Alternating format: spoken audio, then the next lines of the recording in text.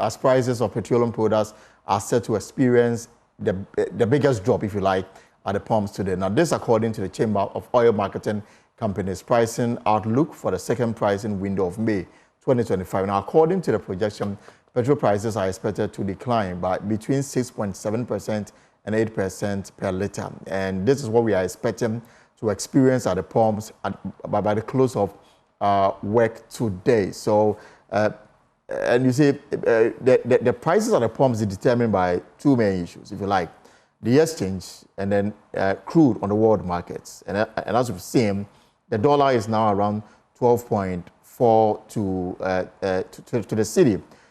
And that's quite significant. Also on the world market, crude is not doing so well. So the expected decline, according to the chamber, should be between 6.7% and 8.8%.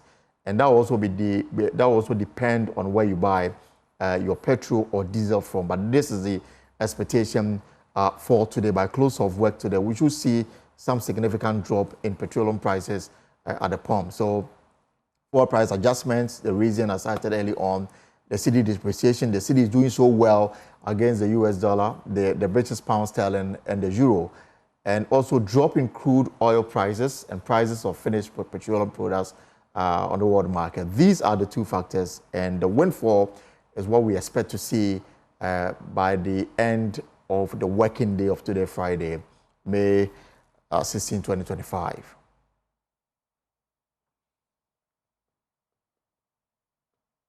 Right, so the Executive Secretary of the Chamber of Petroleum Consumers, Duncan Amwa, has been criticizing oil marketing companies for failing to fully pass on recent cedi gains to consumers.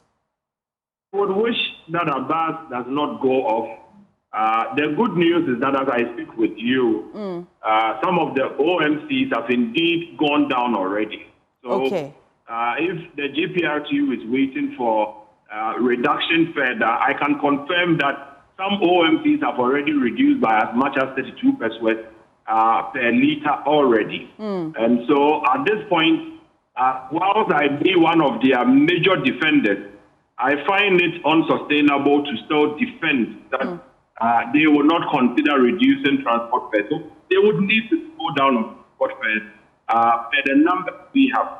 We had petrol selling from about 15.4 around 15.7 to now selling just a little about 30 Ghana. I think that the drop in these numbers cannot be wished away. It is significant. They can go down as much as 20% on food fares. I'm bearing in mind. Did you say 15 to 20%? The GPR, the QUTA members had issued some advice to the members to reduce the cost even per part. And so it will quite unsustainable for transport operators to still hide behind the cost of parts and other operational logistics to say they can't reduce transport fares. Right. That must go down and must go down immediately. Well, the Public Relations Officer of the Ghana Private Road Transport Union, Abbas Moro, has also been speaking on the matter and whether or not transport fares will go down. Listen to him. We are waiting for the reduction and we see the way forward. It hasn't been reduced. So we have very little to see. We are really waiting till the current reduction takes place. So this is all that we can say for now.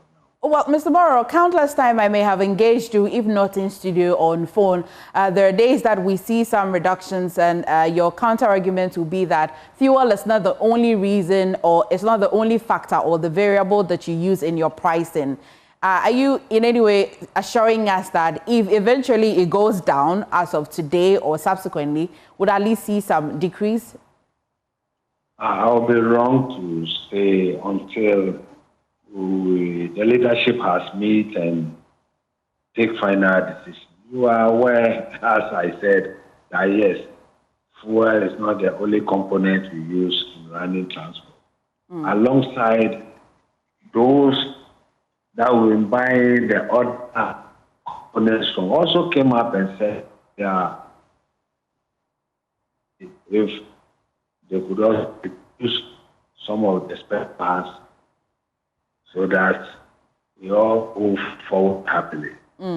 As the last time we had discussion, I told you it is only fuel which has received a little reduction, but other components that we use, even permits which were even tagged upwards, has never even been reduced. Nothing. I see. So let the current fuel reduction comes. Our leadership will pick up the conversation from there. Then we come up with the final decision.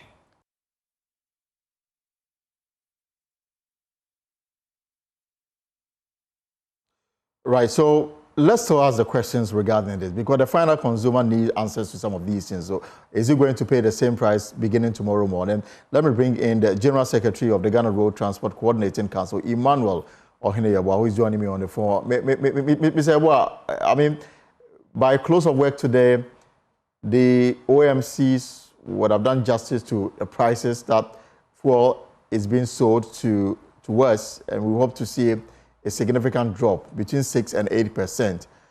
Is it safe to say that you are likely to follow suit? Yeah, thank you very much, Elton.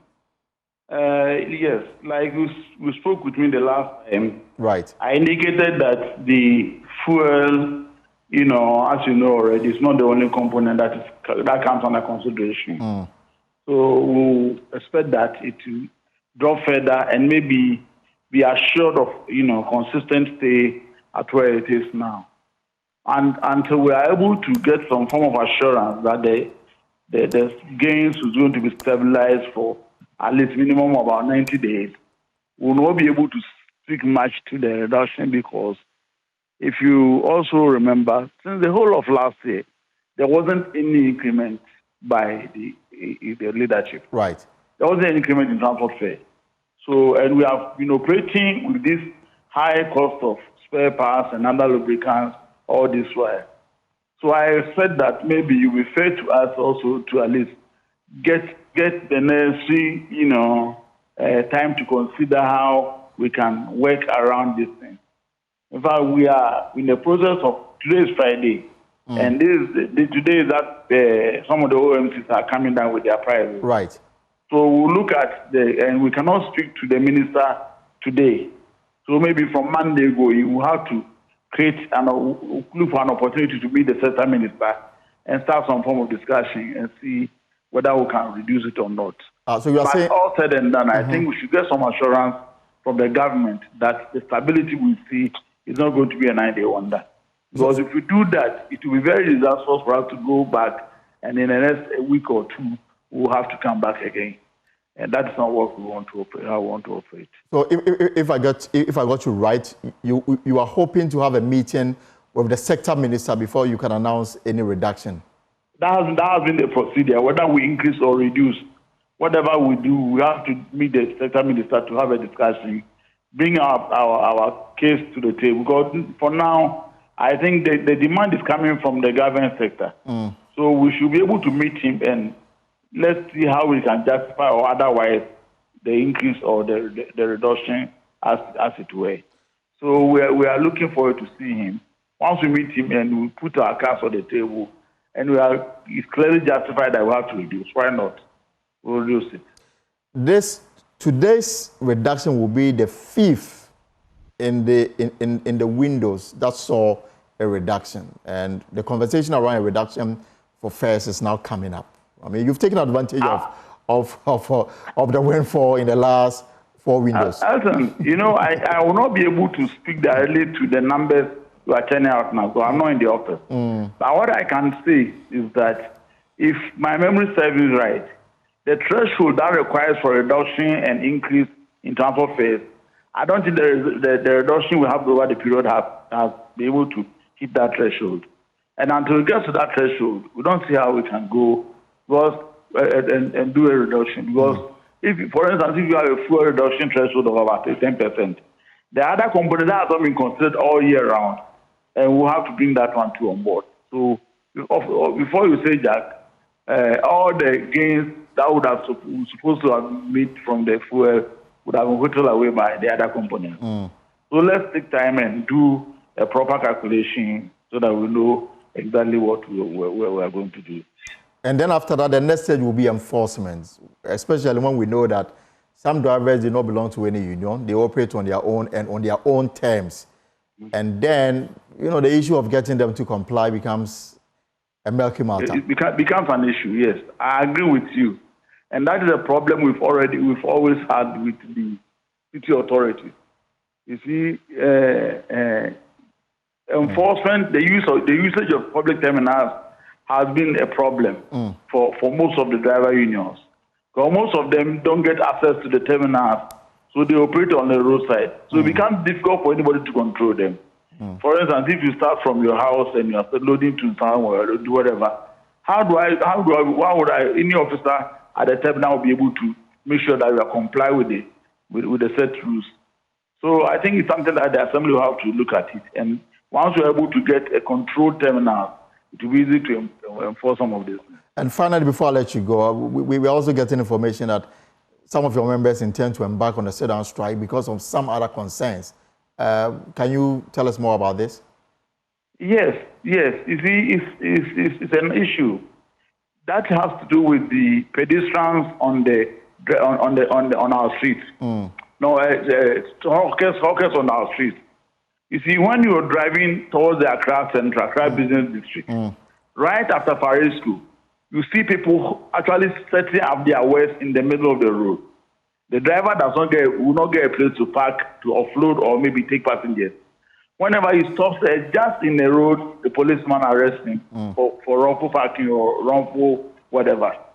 So it has become an issue that we're calling on the city authorities to try and address that issue because it's affecting our operations. And this has also been contributed in the kind of exorbitant price charges that some of our drivers are found out to be charging when it gets to the peak hours. Right. Because they are unable to get to town because of the traffic situation. So just pass somewhere.